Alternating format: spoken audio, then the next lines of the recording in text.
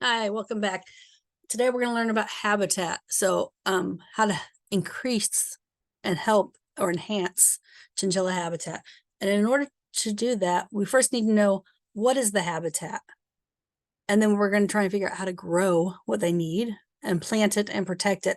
So by increasing the habitat and enhancing the habitat, we're going to try and help this endangered animals population grow and increase and hopefully get it out of that endangered category. Once again, our lecture series are paid for by ZGAP or funded, and the Tulsa Zoo. ZGAP is a group of German zoos committed to conservation, and the Tulsa Zoo is in the U.S. They've been funding us for decades. Between the two of them, probably 30 years of funding. Some of that's overlapping, but they do this for projects all over the world. It's important to support zoos like this that help and enhance conservation and the saving of species. So our first part about trying to define the chinchilla habitat is figuring out what lives, or what is where they are, what do they need to live. And we're going to do this by using a standard trapping grid. We're going to stake these out with little pieces of wood hammered into the ground is what I've done at each spot. So at A1, I've put a little stake in there. It's red it's painted red on the top with an A and a 1 on it. It's hammered into the ground. That's A1. 15 meters to each side of that, I'm going to add another stake until I get 7 meters or 7 stations by 7 stations. Each is 15 meters apart. This ends up being just over a hectare in area. I think it's 1.1 hectares, because we're going to also take into account the 15 meters either direction of this as the boundary. And we're going to label them A through G and 1 through 7. Now, an important thing that to try and remember is if you're going to put A1 here, when you go over to another mountain further down the mountain, don't start A1 over here and go this way. Start A1 here and go the same direction. I might have done that once. Put A1 over here. This is actually the southwest corner. And on another mountain, it's in my southeast corner. So I've messed that up in one study plot. It didn't make a difference over time, but you want to try and be uniform in where you're placing these.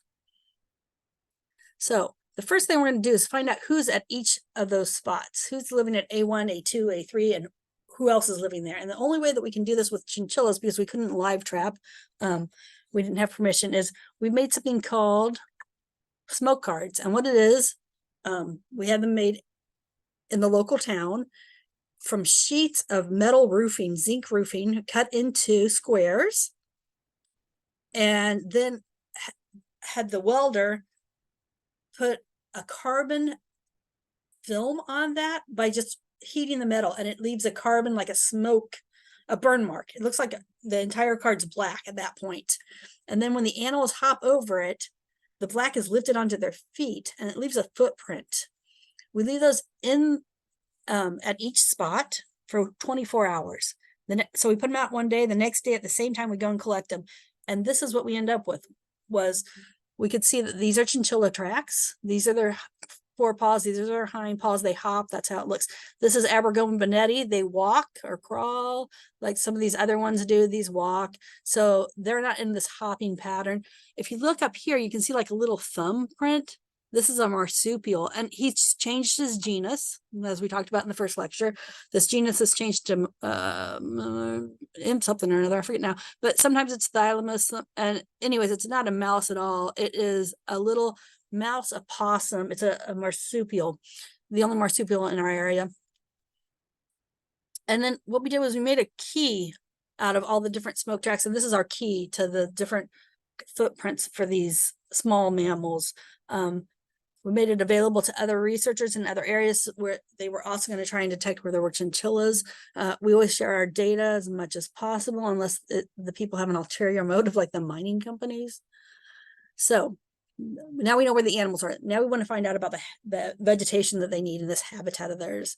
And we're going to look at the frequency and the abundance of the vegetation and the cover, how much cover is. And we used line intercept methods. So what you do is you take a piece of rope and 2 stakes, and our rope was, I think it was 20 meters in length, yes. And I stood randomly, we selected for our grids where we were going to place these transects, these line intercept transects to collect vegetation. We did 16 of them in this grid. So I'm standing here at the pole with the cord hanging onto it at our point of where we're going to start. And are we going to start which row? And we're going to go left or right to that row. And we're going to go up or down at a 45-degree angle. And we did this to match a prior study. So our results could be comparable to another study that did the exact same thing in chinchilla habitat, see if the habitats changed over time, if it's comparable. The data is comparable because we used the exact same methods. All right, so I'm standing there with the post, and Manuel, who you can't see, is gone 16 meters away from me with the other pole, and that's connected to our rope. And he's trying to, at this moment in time when this picture was taken, get it over the vegetation so that we could have a straight line. So when we do this, you're going to measure everything underneath there, every piece of vegetation underneath of that. If it's a tree, measure how much of the crown goes over that line. And you're going to end up actually with more than 20 meters of vegetation. That's because this vegetation overlaps. Sometimes you'll have a grass down here. And so you're going to have to do some calculations to get the right amount. You're not going to take it. You're not going to have your length is the length of your transect's 20 meters, but there's overlapping vegetation. So your total length of the vegetation in that area is going to be longer than 20 meters because of that overlap. Don't forget the tape measure, because then you're not going to be able to measure anything. We didn't have that issue on this day. So what we did was we ended up with, you'll see here, grade 1 and grade 2. This is rumpiato. It's a plant that the chinchillas like to eat the seeds of. So we have these different amounts of vegetation and plants. Rumpiato is Brigesia, I guess. So in grade 1 and grade 2, this is how much we had. Jaime did the same type of study, the exact same methods. And in his grids, he had a comparable amount there. Our first grid where there's chinchillas, there are chinchillas in both of these grids that we're comparing here. It didn't have very much, but we think that this plant's important. I mean, it's in 3 of the colonies. So that's a plant we probably want to focus on when we go to make habitat.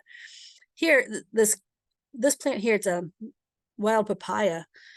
It's only in 1 of our grids. It's not in the other 2. So that plant probably isn't as important to chinchillas, right? And let's see, what else do we have here? Let's find something that I know. Where is Cordia? Cordia. We have it in 2 of our grids. He has it in only 1 of his. We do plant a lot of that. And here's another thing that we had a bunch of in both of our grids he didn't have, but Jaime did say in his grids, Jaime Jimenez is the person that did this study, the prior study.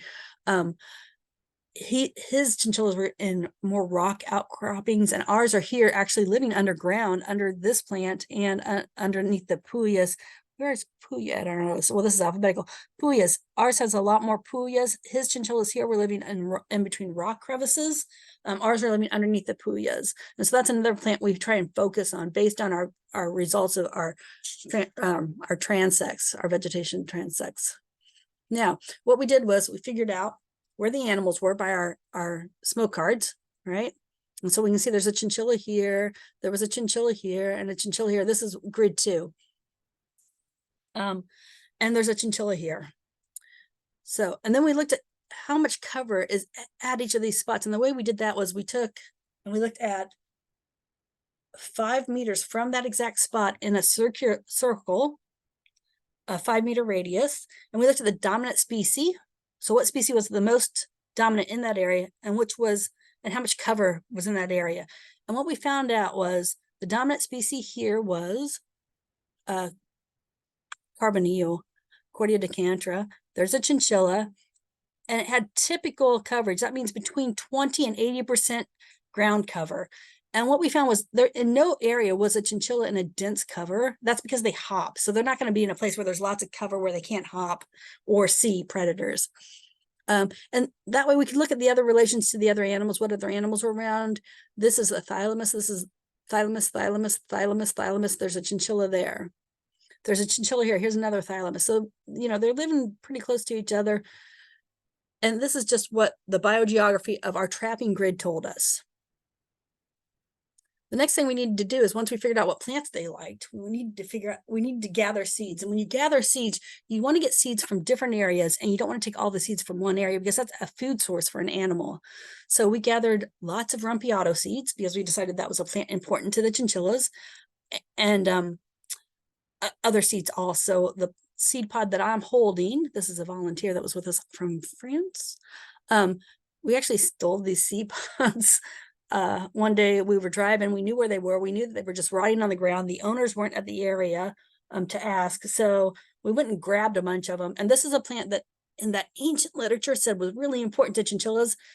And it was that plant, those seed pods dye clothes green. So when they were hunting chinchillas, they were also collecting these seed pods because the royalty and the nobility over in Europe really liked this color green that these seed pods dye your clothes. So we got these plants too. So we're gathering seeds. We take some from different areas. So you get different genetic variation in those seeds. So the plants are adapted to different climate conditions.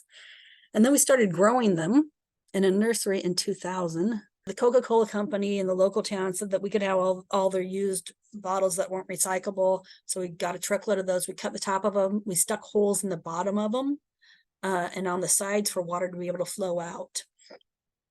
And this is actually how we now do the plants. We don't grow them ourselves because Marcelo has a nursery where he specializes in this, and he does it much better than us. And it cost us probably about the same amount of money, if not cheaper, for him to grow. We take the seeds to him, we send them to him. He grows plants. He also grows other ones that we already needed. So we purchased them from him in Vivero Nativo out of Nogales, which is by Viña del Mar in Chile. It's a 4 or 5 hour drive, depending on how slow you are. He probably gets to our station in 3 hours, not because he's fast, but because I'm a turtle driving.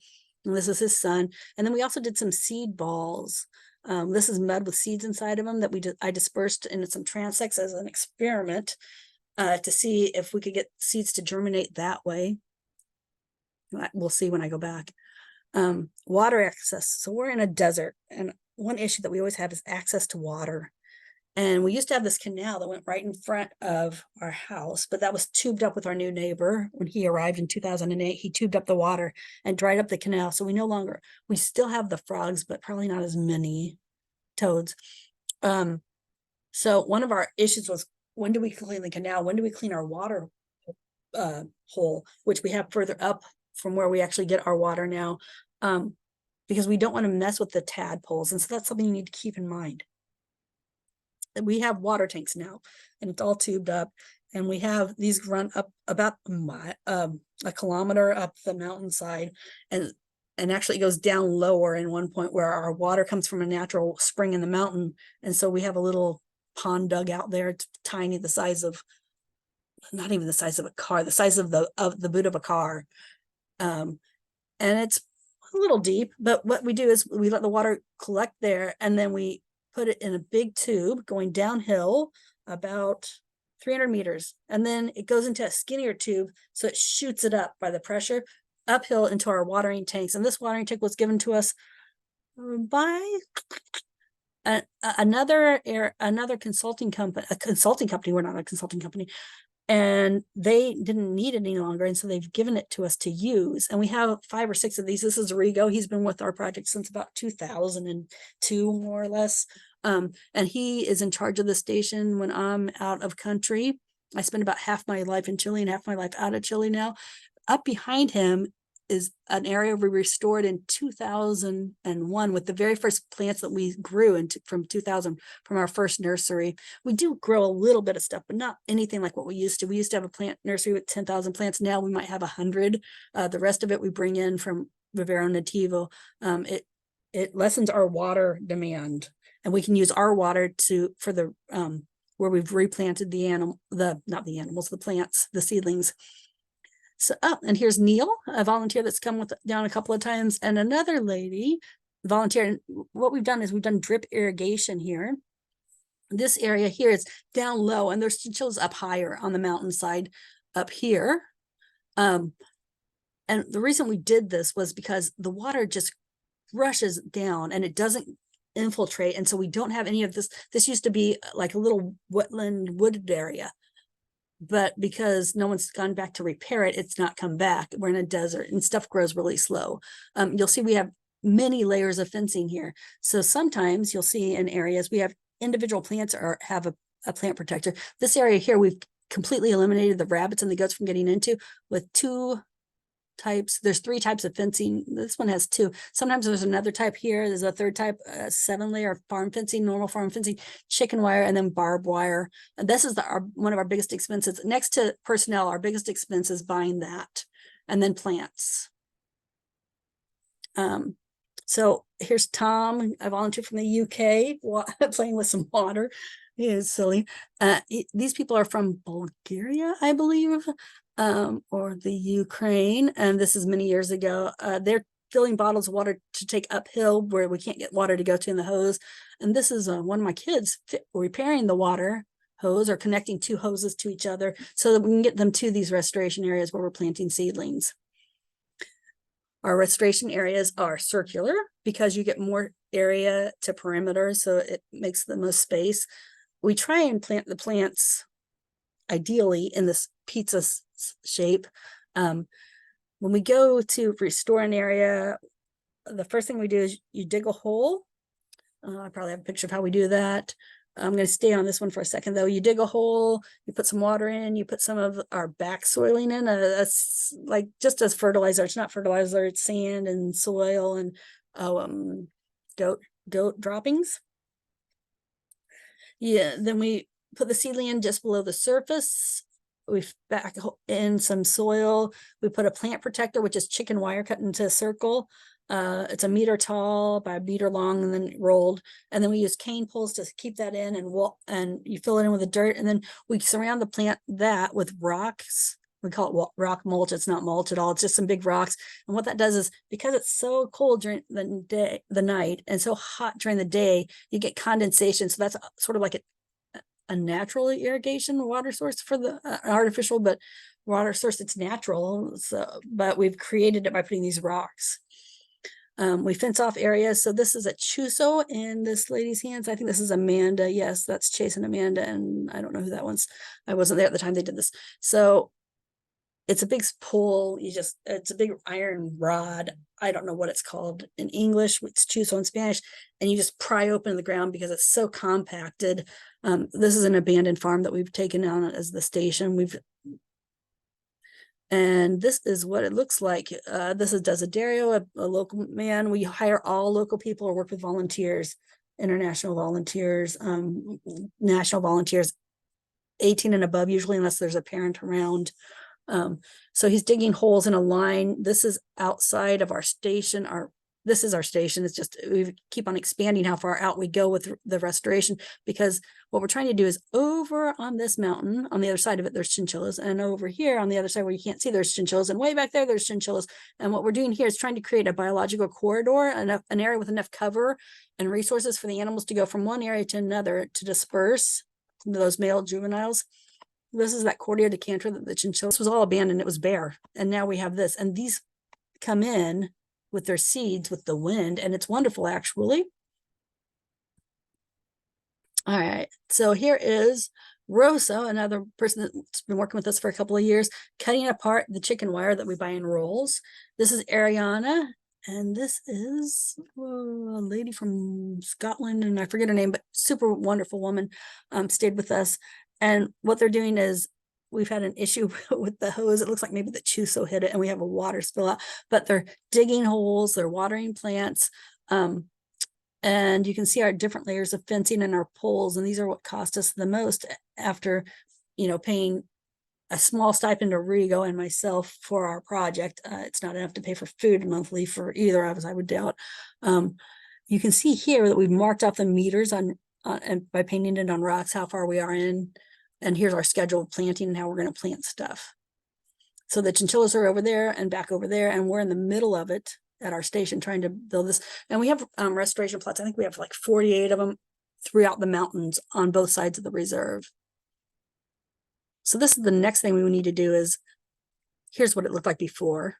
And here is couple of years ago. This is actually in the shape of a chinchilla. We thought it'd be a good educational tool to teach local kids the plant vegetation. Here's our original sleeping shack. Here's our cooking barn. It was made out of all used and recycled material, not the sleeping shack, that was new. So you can see the difference in the vegetation. And what we're looking at is up here on this mountainside here, there's rills of erosion. And we're going to try and cut these over like that, cut in little dig outs, I guess. I don't know what you call them, little trenches, to stop the flow, and hopefully that'll be easier to revegetate, and seeds will get caught and revegetate that side of that mountain better. This is what part of the abandoned field looked like in 2006, and this was in 2015-ish.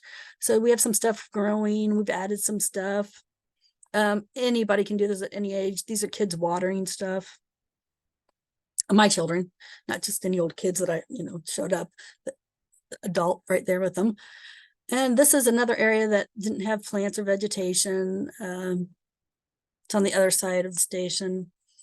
Another thing we've gone through and done recently, Regal went through and did this, is where that water is running through on the two mountains. There's chinchillas on both sides, and there's a stream, and that's been, all the vegetation's been cut away basically due to mining in the past and agriculture and human use.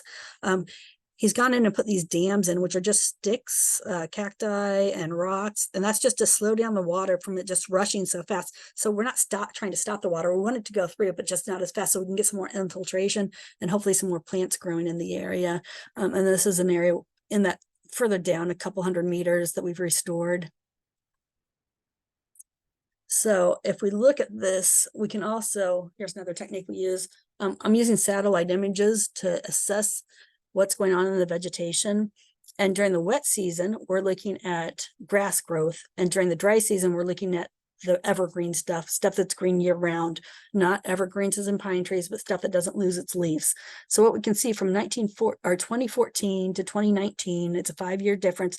The satellite images are taken about the same time. And I've done a normalized vegetational index where I've taken one band and multiplied it and divided it by another band, and that infrared and red is the bandwidths that we're using from this is a Landsat image, Landsat 8 from 2019 up high. And what that tells me is that we had a lot more during the wet season in 2014. We've had 5 years of drought up to that point, and there's just hardly any grasses growing or any green vegetation. And then if we look at the dry season, we can see that the restoration areas are actually, the plants are, they're growing. These aren't all restoration areas. This is a huge area. This is the entire chinchilla reserve, is just that area right there. Our station's on the outside of it. But you can see that the evergreen plants are making a comeback, whereas the annuals, the grasses that the chinchillas really like, are just, we've lost a lot of cover in between the years. Over here, we use GIS to map the chinchilla colonies. We compare it to prior maps. So this is a Jimenez mapped them out in the 90s. This was a couple decades later. And what we see is that in red is where the chinchilla colony was. Now it's in green here. It's a lot larger. This is a place where there wasn't any chinchillas in 2001, or in the 90s, there weren't any chinchillas on this side of the mountain here. There were some there, and over there. In 2001, we came in and we restored some vegetation in here. And now there's a huge colony here. It might be a coincidence. It might not. So when we talk about the animals and where they like to live and what were these different techniques, we use micro techniques. I guess you're out there with a trapping grid, you're measuring vegetation, you're using smoke cards. That's on a really fine scale. And then we can go out to these larger scales, and we can use different programs and tools with advancements. And this is a, I forget what, Maxent is a program. And what it does is it takes areas where there's chinchillas or whatever animal is, point data, and you put it into this program, and you tell it what variables you want it to compare against. And so we used elevation and some different climate, and it tells us the most likely areas for these animals to exist. So this is for the short-tailed chinchilla. These are the most likely areas for it to exist, the darker the red. And this is the long-tailed chinchilla, this is the long-tailed chinchilla. This is the short-tailed chinchilla. So these are just different techniques that we've used through time on both different scales to help the chinchillas. And I believe that's the end of our slides. Yes, so thank you.